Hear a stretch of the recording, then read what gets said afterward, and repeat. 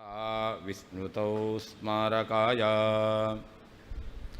ತಪೋ ವಿದ್ಯಾ ವಿರಕ್ತ್ಯಾದಿ ಸದ್ಗುಣೋಘಾಕರಾನಹಂ ವಾದಿರಾಜಗುರೋನ್ ವಂದೇ ಹಯಗ್ರೀವಪದಾಶ್ರಯಾನ್ ತಪಸ್ವಾಧ್ಯಾಯ ಶುಶ್ರೂಷಾ ಕೃಷ್ಣಪೂಜಾರತಂ ಮುನಿಂ ವಿಶ್ವೇಶಮಿಷ್ಟದಂ ವಂದೇ ಪರಿವ್ರಾಟ್ಚಕ್ರವರ್ತಿನಂ ಶ್ರೀಗುರುಭ್ಯೋ ನಮಃ.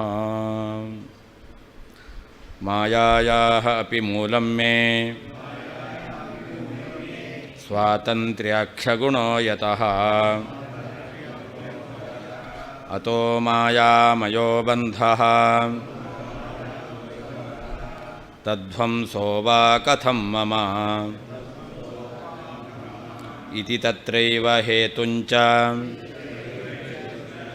ವ್ಯನಕ್ತೀತಿ ಮತಿರ್ಮಮ. ಭಗವಂತನಿಗೆ ಪ್ರಕೃತಿಯ ಸಂಬಂಧದಿಂದ ಉಂಟಾಗುವ ಬಂಧ ಇಲ್ಲ ಅಂತ. ಯಾಕೆ ಅಂತಂದರೆ ಮಾಯಾಯಾಃ ಅಪಿ ಮೂಲಂ ಮೇ ಸ್ವಾತಂತ್ರ್ಯಾಖ್ಯ ಗುಣಃ ಅಂತ. ಯಾವ ಮಾಯಾ ಪ್ರಕೃತಿ ಇದೆಯಲ್ಲ, ಆ ಪ್ರಕೃತಿಗೂ ಮೂಲವಾಗಿರ್ತಕ್ಕಂಥದ್ದು ನನ್ನ ಗುಣ. ಭಗವಂತನಲ್ಲಿರುವಂತಹ ಸ್ವಾತಂತ್ರ್ಯ ಎಂಬತಕ್ಕಂತಹ ಗುಣ ಇದೆಯಲ್ಲ, ಆ ಸ್ವಾತಂತ್ರ್ಯ ಎಂಬತಕ್ಕಂತಹ ಗುಣ ಪ್ರಕೃತಿಗೂ ಕೂಡ ಕಾರಣವಾಗಿರ್ತಕ್ಕಂಥದ್ದು, ಮೂಲವಾಗಿರ್ತಕ್ಕಂಥದ್ದು. ಅಂದ್ರೇನರ್ಥ? ಪರಮಾತ್ಮ ಪ್ರಕೃತಿಗೂ ನಿಯಾಮಕನಾದವನು ಅಂತ ಅರ್ಥ. ಸ್ವತಂತ್ರ ಅಂದ್ರೇನರ್ಥ? ತನ್ನ ತಂತ್ರ ಅಧೀನದಲ್ಲಿ ಇಟ್ಕೊಂಡಿದ್ದಾನೆ. ತನಗಿಂತ ಭಿನ್ನವಾದ ಎಲ್ಲವೂ ತನ್ನ ಅಧೀನ ಅಂತ ಅರ್ಥ ಆಯಿತು. ಹಾಗಾದರೆ ಈ ಪ್ರಕೃತಿಯಿಂದ ಬಂಧಕ್ಕೆ ಕಾರಣವಾಗಿರ್ತಕ್ಕಂಥದ್ದು ಪ್ರಕೃತಿ. ಬಂಧಕ ಪ್ರಕೃತಿ ಅಂತ ಅದಕ್ಕೆ ಕರೆಯೋದು. ಬಂಧಕ ಪ್ರಕೃತಿ, ಬಂಧಕ್ಕೆ ಕಾರಣವಾಗಿರ್ತಕ್ಕಂಥದ್ದು ಪ್ರಕೃತಿ. ಆ ಪ್ರಕೃತಿ ಇದೆಯಲ್ಲ, ಅದು ಕೂಡ ಭಗವಂತ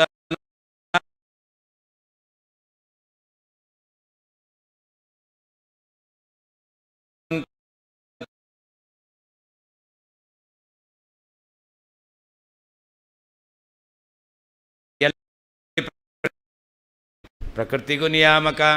ಪ್ರಕೃತಿಯನ್ನು ಭಗವಂತ ತನ್ನ ಅಧೀನದಲ್ಲಿ ಇಟ್ಕೊಂಡಿರುವವನು. ಆದ್ದರಿಂದಾಗಿ ಪರಮಾತ್ಮನ ಅಧೀನದಲ್ಲಿರುವಂತಹ ಪ್ರಕೃತಿಯಿಂದ ಭಗವಂತನಿಗೆ ಬಂಧ ಹೇಗೆ?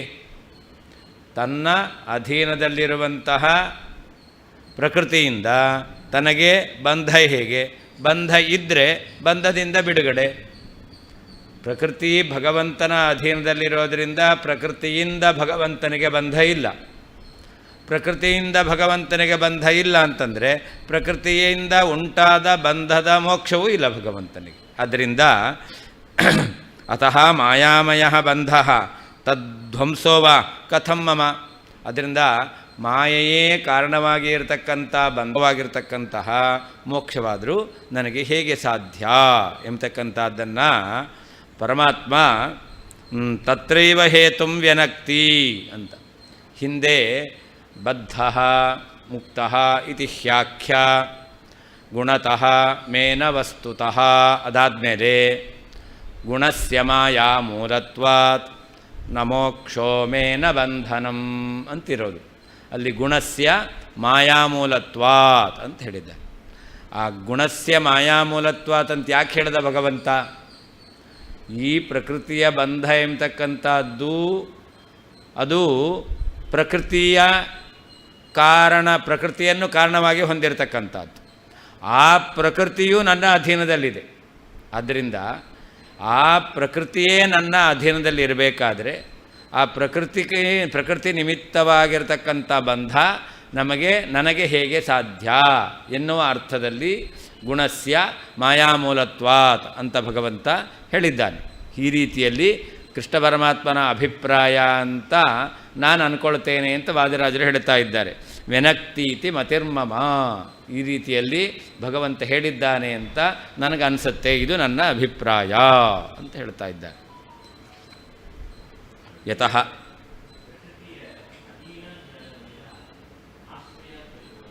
ಯಾರು ಭಗವಂತ ಎಲ್ಲದಕ್ಕೂ ಆಶ್ರಯನೇ, ಎಲ್ಲವನ್ನೂ ತನ್ನಲ್ಲಿ ಇಟ್ಕೊಂಡಿದ್ದಾನೆ. ಆದ್ದರಿಂದ ಬರೀ ಆಶ್ರಯ ಆದರೆ ಅಧೀನದಲ್ಲಿರಬೇಕು, ನಿಯಾಮಕ ಆಗಬೇಕು ಅಂತಿಲ್ಲ. ಅಂದರೆ ಭಗವಂತ ಪ್ರಕೃತಿಗೆ ಆಶ್ರಯನಾಗಿದ್ದಾನೆ ಅಂತಂದ ಮಾತ್ರಕ್ಕೆ ಭಗವಂತನ ಅಧೀನದಲ್ಲಿ ಆ ಪ್ರಕೃತಿ ಇದೆ, ಪ್ರಕೃತಿಗೆ ನಿಯಾಮಕನಾದವನು ಪರಮಾತ್ಮ ಅಂತ ಆಗಬೇಕಾಗಿಲ್ಲ. ಅದಕ್ಕೆ ಸ್ವಾತಂತ್ರ್ಯ ಗುಣತಃ ಅಂತ ಹೇಳಿದ್ದು. ಭಗವಂತ ಸ್ವತಂತ್ರ, ಅದರಿಂದ ಎಲ್ಲವನ್ನೂ ತನ್ನ ಅಧೀನದಲ್ಲಿ ಇಟ್ಕೊಂಡಿದ್ದಾನೆ. ಆದ್ದರಿಂದ ಪ್ರಕೃತಿಯನ್ನು ತನ್ನ ಅಧೀನದಲ್ಲಿ ಇಟ್ಕೊಂಡಿರೋದ್ರಿಂದ ಯಾವ ಬಂಧಕವಾದದ್ದನ್ನು ನಮ್ಮ ಅಧೀನದಲ್ಲಿ ಇಟ್ಕೊಂಡಿರ್ತೇವೋ ಅದರಿಂದ ನಮಗೆ ಬಂಧನ ಇಲ್ಲ. ರೌಡಿ ಹೊಡಿತಾನೆ, ಅವನೇ ನಮ್ಮ ಅಧೀನದಲ್ಲಿ ನಮಗೆ ಹೊಡಿತಾನ? ಇಲ್ಲ. ಅಂದರೆ ಯಾರು ಇನ್ನೊಬ್ಬರಿಗೆ ಹಿಂಸೆಯನ್ನು ಮಾಡ್ತಾನೋ, ಹಿಂಸೆಯನ್ನು ಮಾಡ್ತಕ್ಕಂಥ ವ್ಯಕ್ತಿ ನಮ್ಮ ಅಧೀನದಲ್ಲಿದ್ದಾನೆ ಅಂತಾದರೆ ಅವಾಗ ಅವನ ಹಿಂಸೆ ನಮಗಿಲ್ಲ ಅಂತಾಯಿತು. ಹಾಗೆಯೇ ಪ್ರಕೃತಿ ಎಲ್ಲರಿಗೂ ಬಂಧವನ್ನು ಕೊಡ್ತಕ್ಕಂಥದ್ದು. ಅಂತಹ ಪ್ರಕೃತಿ ಭಗವಂತನ ಅಧೀನದಲ್ಲಿದೆ. ಭಗವಂತನ ಅಧೀನದಲ್ಲಿದೆ ಪ್ರಕೃತಿ ಅಂತಂದ ಮೇಲೆ ಅಂತಹ ಪ್ರಕೃತಿಯಿಂದ ಭಗವಂತನಿಗೆ ಬಂಧನ ಹೇಗೆ? ಬಂಧ ಇಲ್ಲ. ಯತಃ ಯಾವ ಕಾರಣದಿಂದ ಮೇ ನನ್ನ ಸ್ವಾತಂತ್ರ್ಯಾಖ್ಯ ಗುಣ, ಸ್ವಾತಂತ್ರ್ಯ ಎಂಬತಕ್ಕಂತಹ ಗುಣವು ಮಾಯಾಯಾ ಅಪಿ ಪ್ರಕೃತಿಗೂ ಕೂಡ, ಬಂಧಕವಾದಂತಹ ಪ್ರಕೃತಿಗೂ ಕೂಡ ಮೂಲಂ ಕಾರಣವಾಗಿದೆಯೋ, ಅತಃ ಆದ್ದರಿಂದ ಮಾಯಾಮಯ ಮಾಯೆಯೇ ಕಾರಣವಾಗಿರ್ತಕ್ಕಂತಹ ಬಂಧ, ಬಂಧವು ತದ್ವಂಸೋವ ಅಂತಹ ಬಂಧದ ಧ್ವಂಸರೂಪವಾದ ಮೋಕ್ಷವಾಗಲಿ ಮಮ ನನಗೆ ಕಥಂ ಹೇಗೆ? ಇಲ್ಲವೇ ಇಲ್ಲ. ಇತಿ ಈ ರೀತಿಯಾಗಿ ತತ್ರೈವ ಅಲ್ಲೇ ಪೂರ್ವಾರ್ಧದಲ್ಲಿ ಹೇಳಿರುವಂತಹ ವಿಷಯದಲ್ಲಿ ಹೇತುಂಚ ಕಾರಣವನ್ನು ಕೂಡ ವ್ಯನಕ್ತಿ ಕೃಷ್ಣ ಪರಮಾತ್ಮ ವ್ಯಕ್ತ ಮಾಡಿದ್ದಾನೆ. ಗುಣಸ್ಯ ಮಾಯಾಮೂಲತ್ವಾತ್ ಎಂಬತಕ್ಕಂಥ ವಾಕ್ಯದ ಮೂಲಕ ವ್ಯಕ್ತ ಮಾಡಿದ್ದಾನೆ ಎಂಬುದಾಗಿ ಇತಿ ಈ ರೀತಿಯಾಗಿ ಮಮ ನನ್ನ ಮತಿಹಿ ಅಭಿಪ್ರಾಯವು. ಯತಃ ಯಾವ ಕಾರಣದಿಂದ ಮೇ ನನ್ನ ಸ್ವಾತಂತ್ರ್ಯ ಗುಣ, ಸ್ವಾತಂತ್ರ್ಯಾಖ್ಯ ಗುಣ, ಸ್ವಾತಂತ್ರ್ಯ ಎಂಬತಕ್ಕಂತಹ ಗುಣವು ಮಾಯಾಯಾ ಅಪಿ ಬಂಧಕವಾದ ಪ್ರಕೃತಿಗೂ ಕೂಡ ಮೂಲಂ ಮೂಲವಾಗಿದೆಯೋ, ಕಾರಣವಾಗಿದೆಯೋ. ಅತಃ ಆದ್ದರಿಂದ ಮಾಯಾಮಯ ಪ್ರಕೃತಿಯೇ ಕಾರಣವಾಗಿರತಕ್ಕಂತಹ ಬಂಧ, ಬಂಧವು ತದ್ವಂಸೋವ ಆ ಬಂಧದ ನಾಶರೂಪವಾದ ಮೋಕ್ಷವಾದರೂ ಮೇ ನನಗೆ ಕಥಂ ಹೇಗೆ, ಮಮ ನನಗೆ ಕಥಂ ಹೇಗೆ ಇತಿ ಈ ರೀತಿಯಾಗಿ ತತ್ರೈವ ಆ ಶ್ಲೋಕದಲ್ಲಿಯೇನೇ ಆ ಶ್ಲೋಕದಲ್ಲಿ ಹೇಳಿದಂತಹ ವಿಷಯದಲ್ಲಿಯೇನೇ ಹೇತುಂಚ ಕಾರಣವನ್ನು ಕೂಡ ವ್ಯನಕ್ತಿ ವ್ಯಕ್ತ ಮಾಡಿದ್ದಾನೆ. ಇತಿ ಈ ರೀತಿಯಾಗಿ ಮಮ ನನ್ನ ಮತಿಹಿ ಅಭಿಪ್ರಾಯವು. ಮಾಯಾಯಾಹ ಹಾಂ ಮಾಯಾಮಯ ಹೌದು. ಮಾಯಾ ನನ್ನ ಅಧೀನ, ಮಾಯಾ ನನ್ನ ಅಧೀನ, ಬಂಧ ಮಾಯಾಮಯ ಮಾಯೆಯೇ ಕಾರಣವಾಗಿ ಉಳ್ಳದ್ದು. ಹಾಂ ಮಾಯಾಮಯ ಅಂತ ಬಂಧಕ್ಕೆ ಅನ್ವಯ, ಅದು ಬಂಧಕ್ಕೆ ವಿಶೇಷಣ. ಮಾಯಾಮಯ ಬಂಧ, ಮಾಯೆಯೇ ಕಾರಣವಾಗಿರತಕ್ಕಂಥ ಬಂಧ. ಮೃಣ್ಮಯ ಘಟ ಅಂತ ಕರಿತೇವೆ. ಹೌದು, ಏಕವಚನ. ಮೃಣ್ಮಯ ಘಟ, ಮಣ್ಣಿನ ವಿಕಾರ ಘಟ, ಮಾಯಾಮಯ ಬಂಧ, ಪ್ರಕೃತಿಯ ವಿಕಾರ ಅದು ಬಂಧ.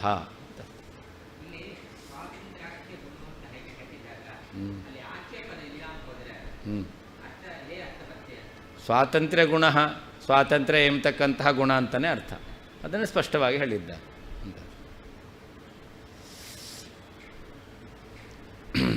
ಯತಃ ಮೇ ಸ್ವಾತಂತ್ರ್ಯಾಖ್ಯ ಗುಣ ಮಾಯಾಯಾ ಅಪಿ ಮೂಲಂ ನಿಯಾಮಕಂ ಇತ್ಯರ್ಥ ಅಂತ.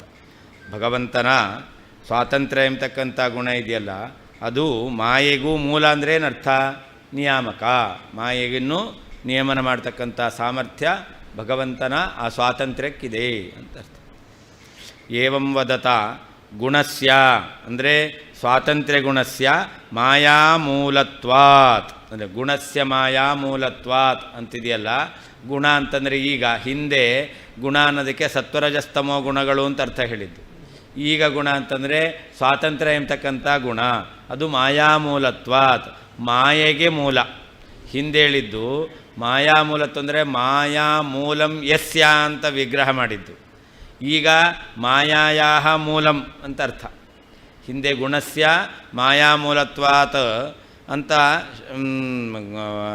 ಸತ್ವರಜಸ್ತಮೋ ಗುಣಗಳಿಗೆ ಮಾಯೆಯು ಮೂಲವಾಗಿದೆ ಅಂತ ಅರ್ಥ ಹೇಳಬೇಕಾದ್ರೆ ಅಲ್ಲಿ ಮಾಯಾಮೂಲತ್ವಾತ್ ಅಂದರೆ ಮಾಯಾ ಮೂಲಂ ಯಸ್ಯ ಮಾಯಾಮೂಲಃ, ಮಾಯಾಮೂಲಸ್ಯ ಭಾವಃ ಮಾಯಾಮೂಲತ್ವಂ, ತಸ್ಮಾತ್ ಮಾಯಾಮೂಲತ್ವಾತ್ ಅಂತ ಹಿಂದೆ ಹೇಳಿದ್ದು.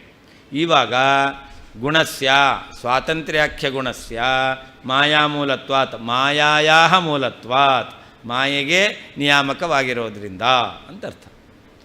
ಇದೆಲ್ಲ ಸಂಸ್ಕೃತದಲ್ಲಿ ಮಾತ್ರ ಇಂತಹ ಅರ್ಥಗಳನ್ನು ವ್ಯತ್ಯಾಸ ಮಾಡಲಿಕ್ಕೆ ಸಾಧ್ಯ.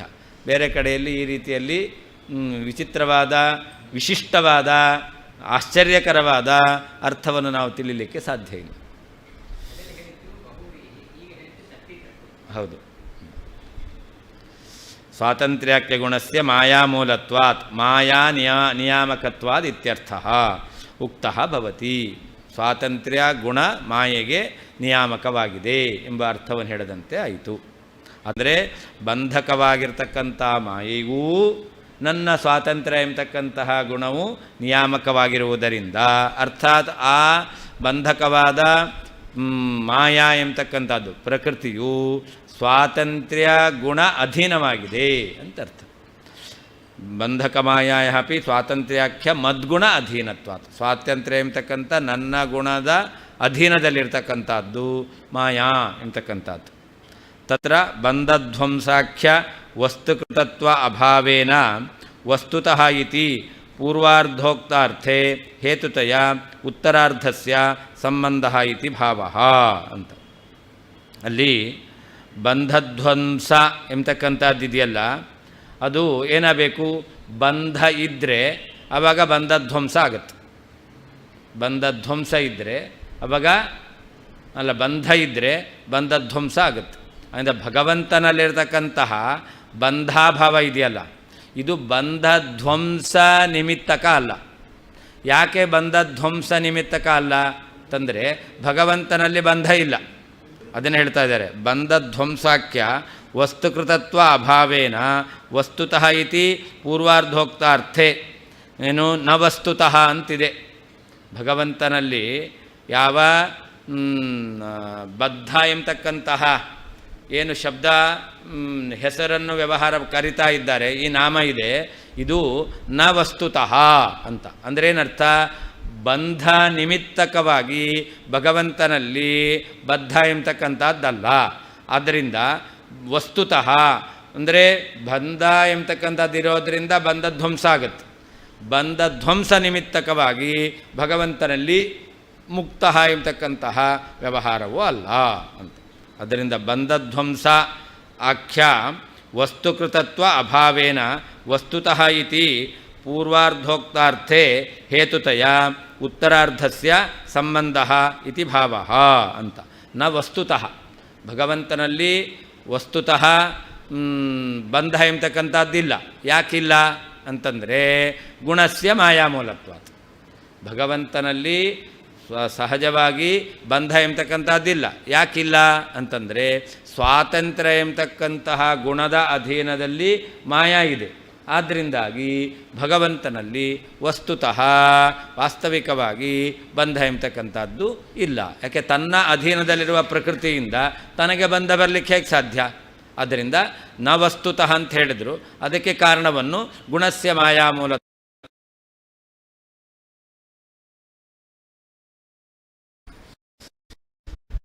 ಸ್ವಸ್ಯೈವಂ ವಕ್ಷನ್ನಾದೋ ಶ್ರುತೀರಿತಾಂ ಬದ್ಧಾದ್ಯಾಖ್ಯಾತ್ಮನೀತ್ಥಂ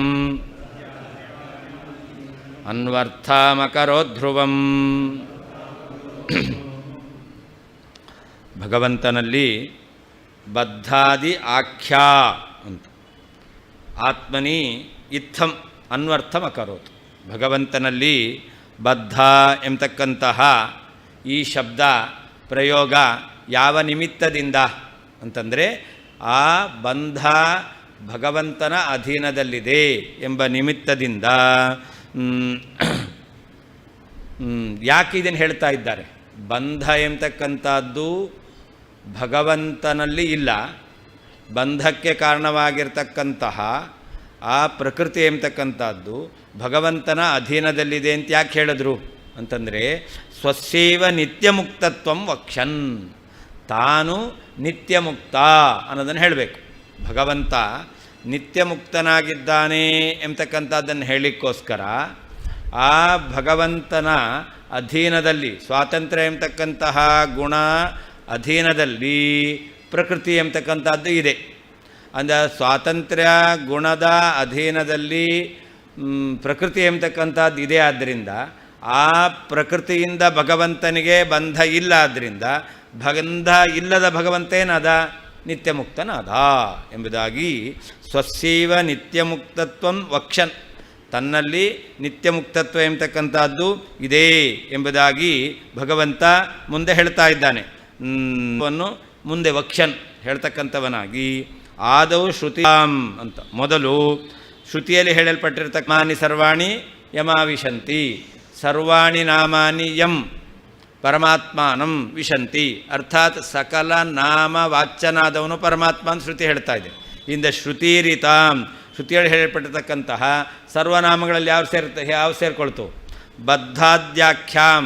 ಬದ್ಧ, ದುಃಖಿ ಇತ್ಯಾದಿ ಶಬ್ದಗಳು ಕೂಡ ಸರ್ವನಾಮ. ಎಲ್ಲ ಶಬ್ದಗಳಲ್ಲಿ ಅನ್ವರ್ಥ. ಇದು ನನ್ನಲ್ಲೇ ಅನ್ವಯ ಆಗುತ್ತೆ. ಹೇಗೆ? ನಾನು ಬಂಧಕ್ಕೆ ಸ್ವಾಮಿಯಾಗಿದ್ದೇನೆ.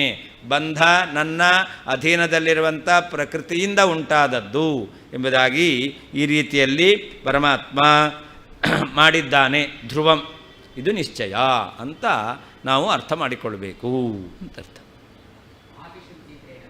ಏನು?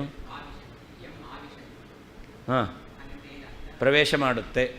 ಎಲ್ಲ ನಾಮಗಳು ಭಗವಂತನಲ್ಲಿ ಪ್ರವೇಶ ಮಾಡುತ್ತೆ ಅಂದರೆ ಏನರ್ಥ? ಎಲ್ಲ ನಾಮಗಳು ಭಗವಂತನಲ್ಲಿ ಸಮನ್ವಯ ಆಗುತ್ತೆ ಅಂತ ಅರ್ಥ. ಪ್ರತಿಪಾದ್ಯತ್ವೇನ ವಿಶಂತಿ. ಸರ್ವಾಣಿ ನಾಮಾನಿ ಪರಮಾತ್ಮನನ್ನು ಪ್ರತಿಪಾದನೆ ಮಾಡ್ತಾ ಇದ್ದಾವೆ. ಪ್ರತಿಪಾದಕತ್ವೇನ ಆವಿಶಂತಿ.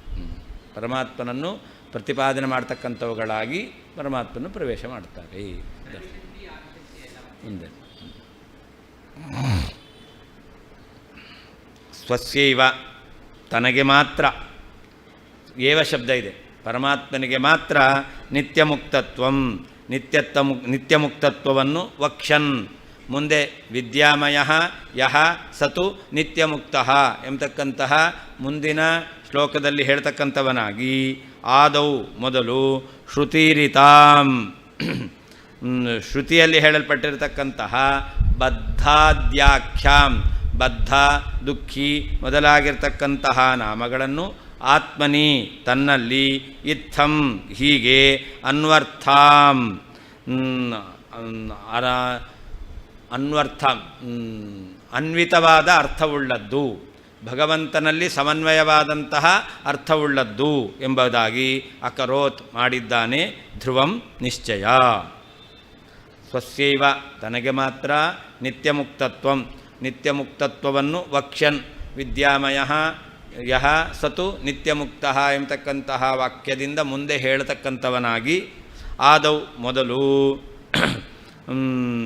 ಬದ್ಧಃ ಮುಕ್ತಃ ಇತಿ ಹ್ಯಾಖ್ಯ ಗುಣತಃ ಮೇ ನ ವಸ್ತುತಃ ಗುಣಸ್ಯ ಮಾಯಾಮೂಲತ್ವಾತ್ ನ ಮೋಕ್ಷಃ ನ ಚ ಬಂಧನಂ ಎಂತಕ್ಕಂತಹ ವಾಕ್ಯದಿಂದ ಶ್ರುತಿರಿತಾಂ, ಶ್ರುತಿಯಲ್ಲಿ ಹೇಳಲ್ಪಟ್ಟಿರತಕ್ಕಂತಹ ಬದ್ಧಾದ್ಯಾಖ್ಯಾಂ, ಬದ್ಧ, ದುಃಖಿ ಮೊದಲಾಗಿರ್ತಕ್ಕಂತಹ ನಾಮಗಳನ್ನು ಆತ್ಮನಿ ತನ್ನಲ್ಲಿ ಇತ್ತಂ ತಾನು ಅವುಗಳಿಗೆ ಸ್ವಾಮಿ ನಿಯಾಮಕ ಎಂಬತಕ್ಕಂತಹ ರೀತಿಯಲ್ಲಿ ಅನ್ವರ್ಥಾಂ ಅನುಗುಣವಾದ ಅರ್ಥವುಳ್ಳದ್ದನ್ನಾಗಿ ಅಕರೋತ್ ಮಾಡಿದ್ದಾನೆ.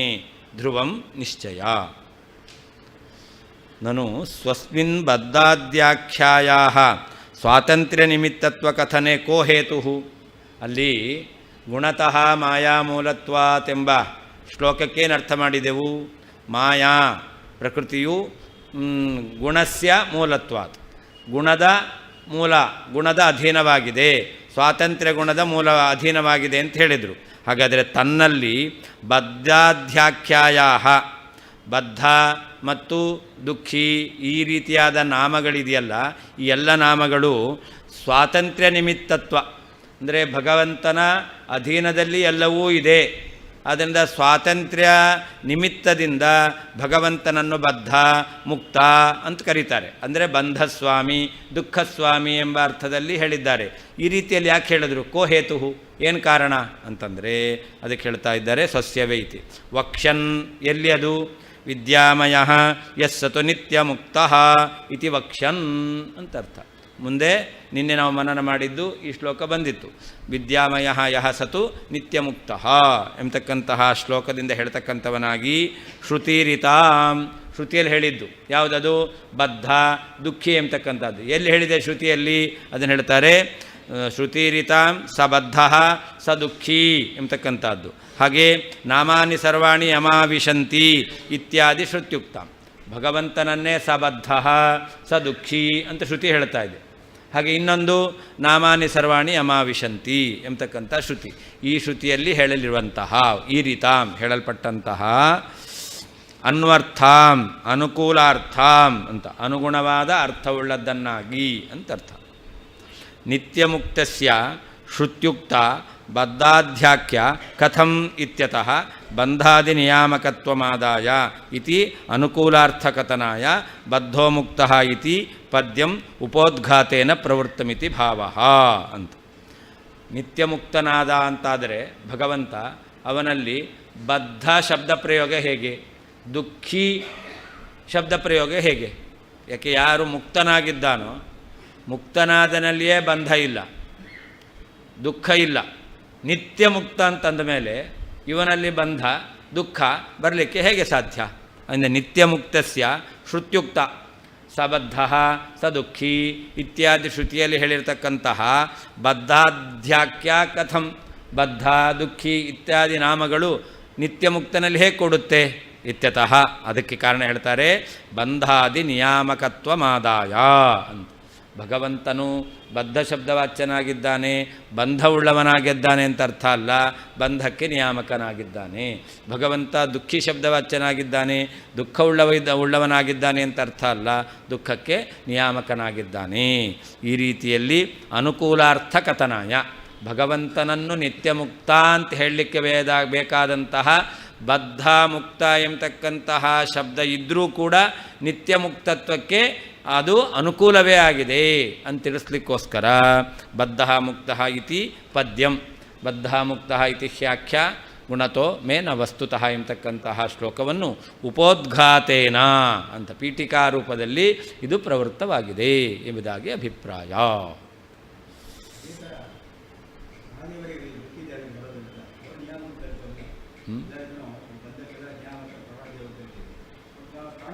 ಆಗ್ತಾರೆ.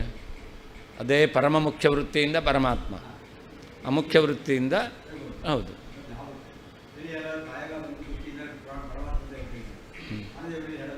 ಹೇಳ್ತೇವೆ ಅಂತ ಈ ಶಬ್ದ ಮುಖ್ಯ ಪ್ರಾಣದೇವರಲ್ಲೂ ಕೂಡ ಅವರನ್ನು ನಾವು ಹೌದು ಹೌದು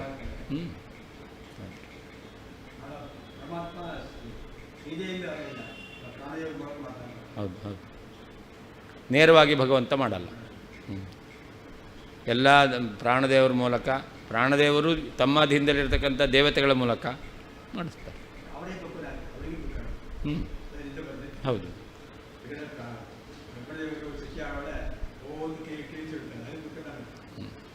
ಆ ದುಃಖವೂ ಇದೆ, ಆಯಿತಾ. ಅದಲ್ಲದೇನೆ ದುಃಖ ನಿಯಾಮಕತ್ವೇನ ದುಃಖಿತ್ವವೂ ಇದೆ.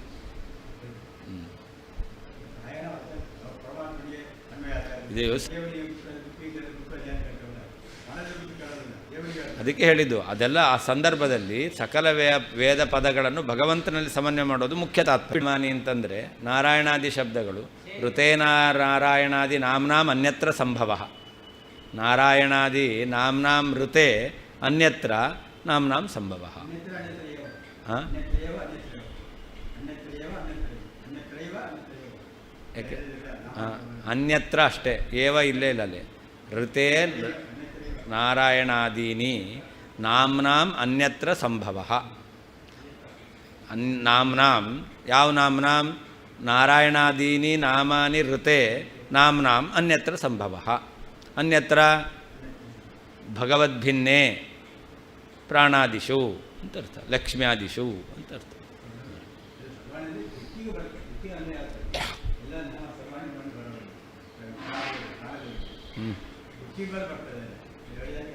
ಅದನ್ನೇ ನಾನು ಹೇಳ್ತಾ ಇರೋದು. ನಾರಾಯಣ ಮೊದಲಾದ ಭಗವಂತನನ್ನೇ ಹೇಳುವಂತಹ ಶಬ್ದಗಳು ಮುಖ್ಯ ಪ್ರಾಣಾದಿಗಳಲ್ಲಿ ಇಲ್ಲ ಅಂತಲೇ ಹೇಳ್ತಾರೆ. ಹಾಂ, ಯಾರು? ಹಾಂ, ಹೇಳಲಿಕ್ಕೆ ಬರಲ್ಲ. ಯಾಕೆ ಅಂತ, ಆದ್ದರಿಂದ ಭಗವಂತನಲ್ಲಿ ದುಃಖಿ ಅಂತ ಶಬ್ದ ಪ್ರಯೋಗ, ಅವನಲ್ಲಿ ದುಃಖ ಸಮನ್ವಯ ಆಗೋದೇ ಇಲ್ಲ. ಆದ್ದರಿಂದ ದುಃಖ ನಿಯಾಮಕತ್ವೇನ ಅವನಲ್ಲಿ ದುಃಖಿ ಅಂತ ಹೇಳಬೇಕು. ಜೈಲಧಿಕಾರಿನಲ್ಲಿ ಅವನು ದುಃಖಿ ಅಂತ ದುಃಖ ನಿಯಾಮಕ ಅಂತ ಹೇಳಿಗೆ ಬರಲ್ಲ. ಯಾಕೆ? ಅವನಿಗೆ ಆ ಕೈದಿಗೆ ದುಃಖ ಕೊಡೋದು ಬಿಟ್ಟು ಬೇರೆ ದುಃಖ ಇವನಲ್ಲಿದೆ. ಆದ್ದರಿಂದಾಗಿ ಇವನು ದುಃಖ ಉಳ್ಳವನಾದ್ದರಿಂದಾಗಿ ದುಃಖ ನಿಯಾಮಕತ್ವೇನ ಏವ ಅವನಲ್ಲಿ ಶಬ್ದ ಪ್ರಯೋಗ ಅಲ್ಲ. ಭಗವಂತನಲ್ಲಿ ದುಃಖ ನಿಯಾಮಕತ್ವೇನ ಏವ, ದುಃಖ ಒತ್ವೇನ ಇಲ್ಲವೇ ಇಲ್ಲ. ಆಧಾರಾಧೇಯ ಭಾವ ಸಂಬಂಧೇನ ಪರಮಾತ್ಮನಿ ದುಃಖಂ ನಾಸ್ತ್ಯೇವ, ನಿಯಾಮ್ಯ ನಿಯಾಮಕ ಭಾವೇನೈವ ಪರಮಾತ್ಮನಿ ದುಃಖಂ. ಜೈಲಧಿಕಾರಿಯಲ್ಲಿ ಆಗಬೇಕಾದ್ರೆ ನಿಯಮ್ಯ ನಿಯಾಮಕ ಭಾವೇನೇನೂ ಇದೆ, ಆಧಾರಾಧೇಯ ಭಾವೇನೂ ಇದೆ. ಆದ್ದರಿಂದ ಅವನನ್ನು ದುಃಖಿ.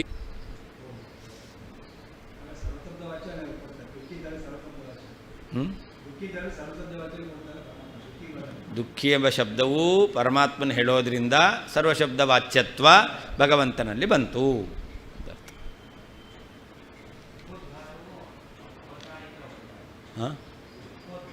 ಹಾಂ, ಅವತಾರಿಕಾ, ಪೀಠಿಕೆ ಎಲ್ಲ ಒಂದೇ. ಹಾಂ, ಪೀಠಿಕೆ. ಹಾಂ,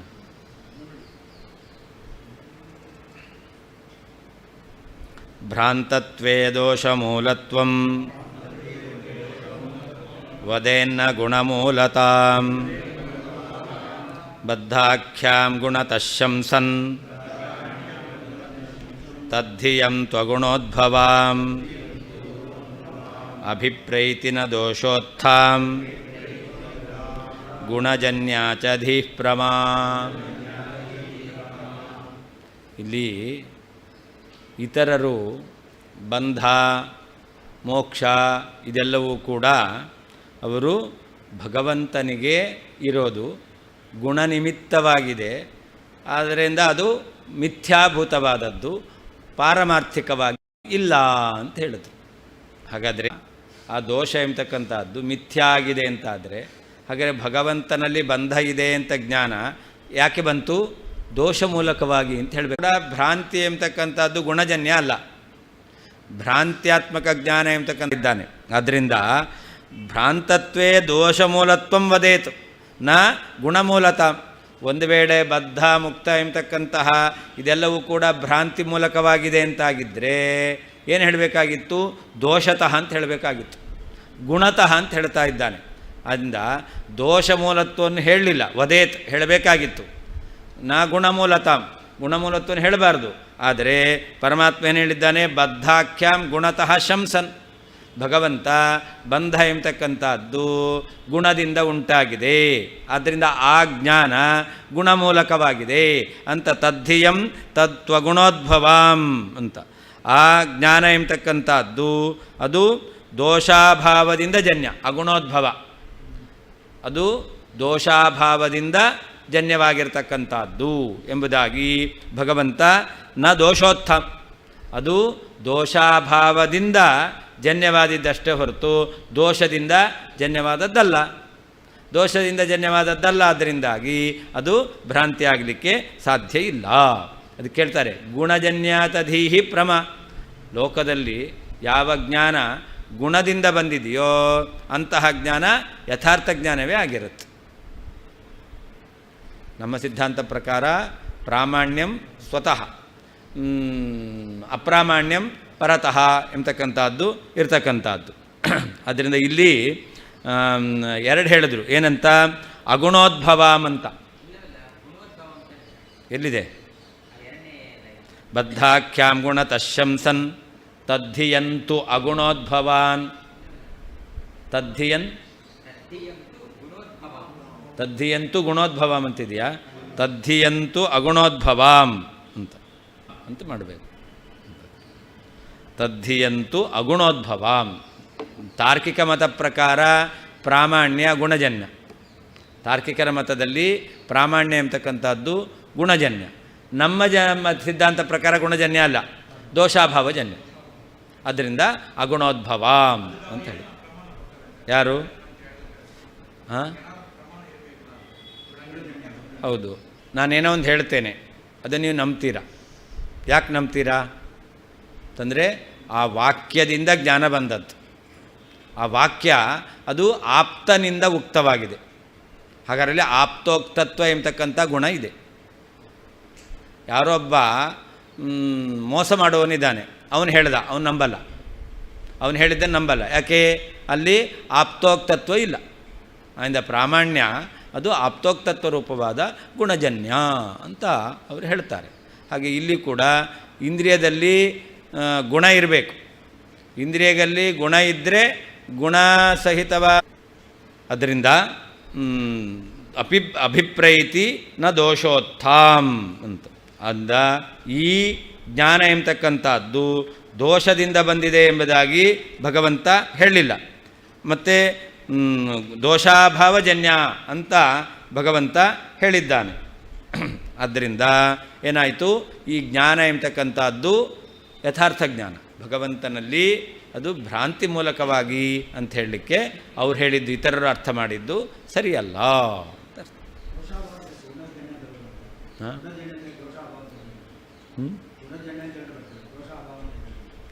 ನಮ್ಮ ಅವರು ಹೇಳ್ತಾರೆ, ತಾರ್ಕಿಕರು ಹೇಳ್ತಾರೆ ಅದು. ಹಾಂ,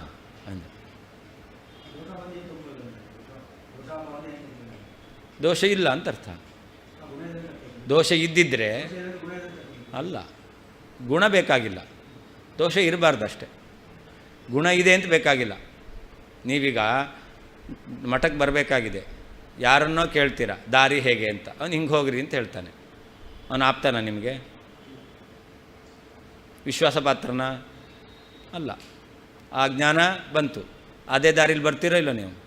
ಹಾಗಾದರೆ ಅಲ್ಲಿ ದೋಷ ಇಲ್ಲ, ಗುಣಜನ್ಯ ಅಲ್ಲ, ಅವನು ವಿಶ್ವಾಸ ಪಾತ್ರ ಅಲ್ಲ.